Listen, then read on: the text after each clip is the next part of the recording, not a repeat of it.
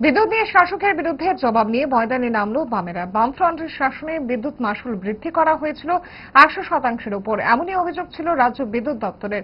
অভিযোগের পাল্টা চ্যালেঞ্জ নিয়ে আজ ময়দানে সরব হলো বামেরা। বিদ্যুৎ ভবনের সামনে বিক্ষোভ সমাবেশ সহ প্রতিনিধিত্বমূলক ডেপুটেশনে যায় বামেরা।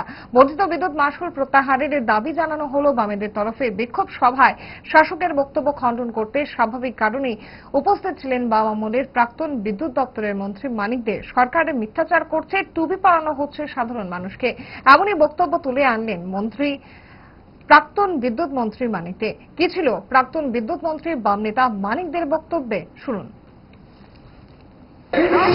তথা সরকারের উদ্দেশ্যে কিছু প্রশ্ন রাখতে চাই।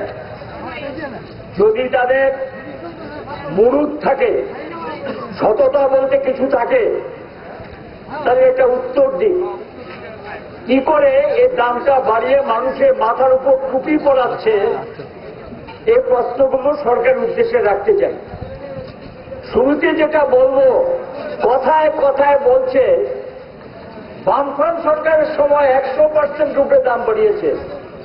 আমি তাদেরকে এটা স্মরণ করে দিতে চাই, মিথ্যার একটা সীমা আছে। 2005-এর 1 জানুয়ারি থেকে কেন্দ্র রাজ্য সরকারকে বাধ্য করছে, বিদ্যুৎটা ছিল সরকারি দপ্তর, এটাকে নিগম করতে হবে, নতুবা সরকারি সমস্ত সাহায্য বন্ধ করে দেবে। আমরা চাইনি, আমরা চেয়েছিলাম এটা সরকারের হাতে থাকুক, কিন্তু এই কেন্দ্রীয় সরকার গিয়ে আমাদেরকে কোম্পানি করতে বাধ্য করেছে। আগে যে বিদ্যুৎটা নিত, এর তেমন কোন দাম নির্ধারণ করেছিল না বামফ্রন্ট সরকারের সময়। ইচ্ছে হলে কিছু দাম দক্ষিণা দিত, আর অনেকেই পয়সা ছাড়ে বিদ্যুৎ ব্যবহার করতেন।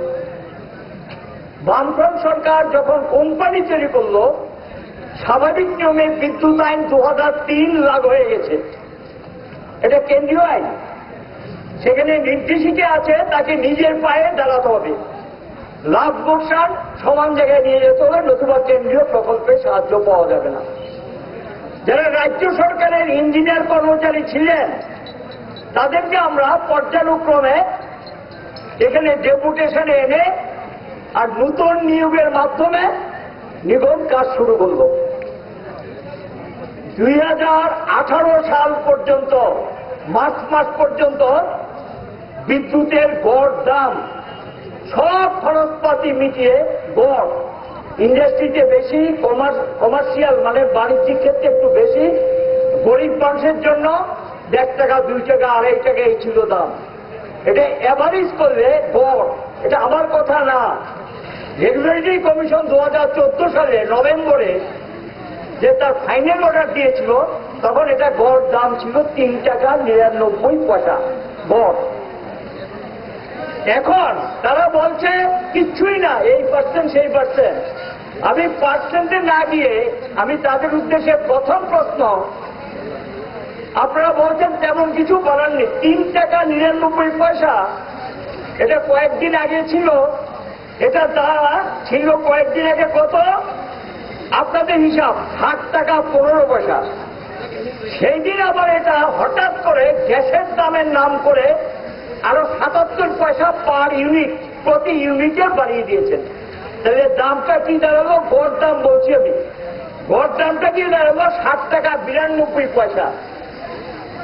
3 টাকা 99 আর 60 টাকা 92, কত ডিফারেন্স হয়?